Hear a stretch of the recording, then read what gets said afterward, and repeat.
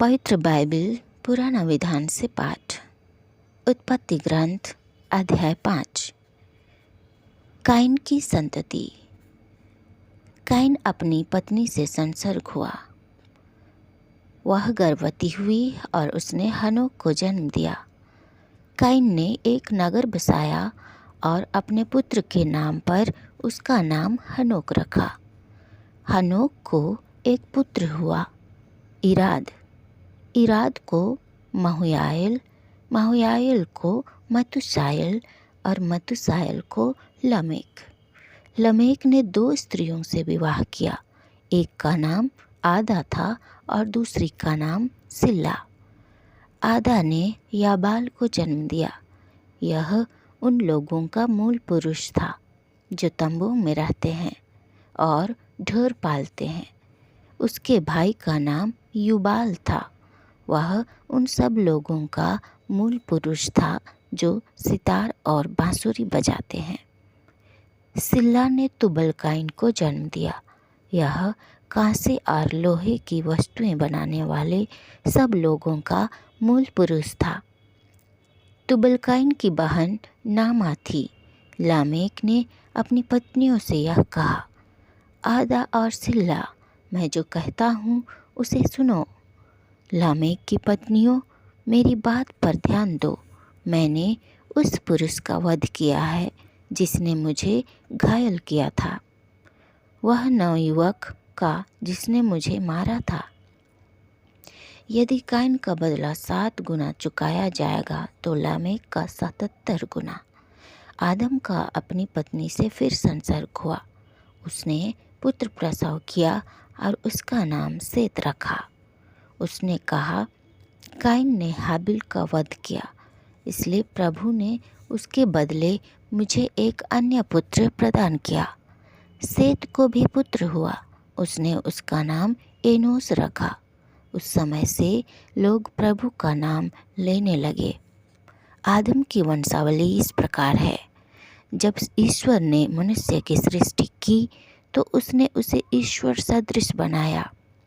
उसने उसकी सृष्टि नर और नारी के रूप में की।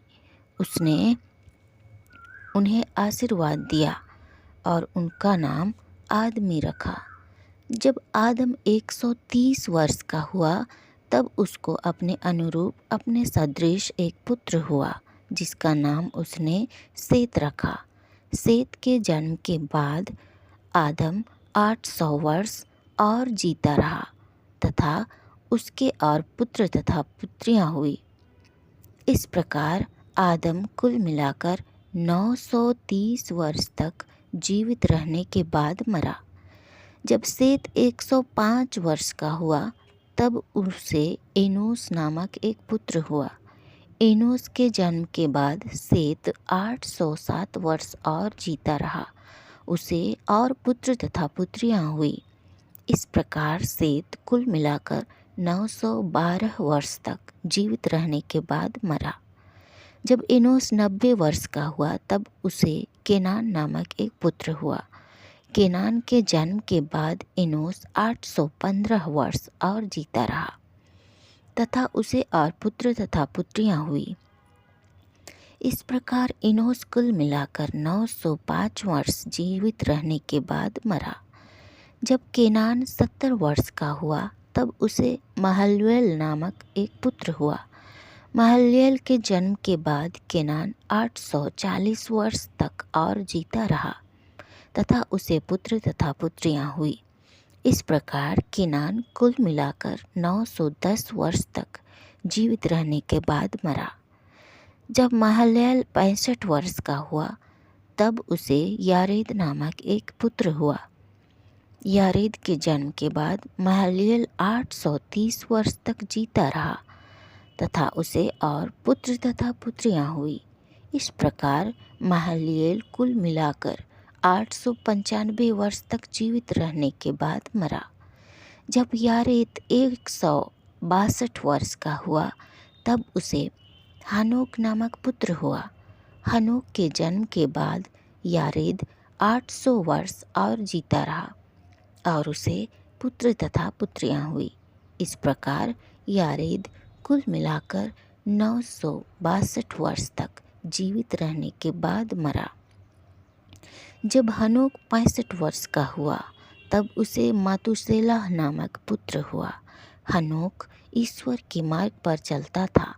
मातुसेलाह के जन्म के बाद वह 300 वर्ष और जीता रहा तथा उसे पुत्र तथा पुत्रियां हुई।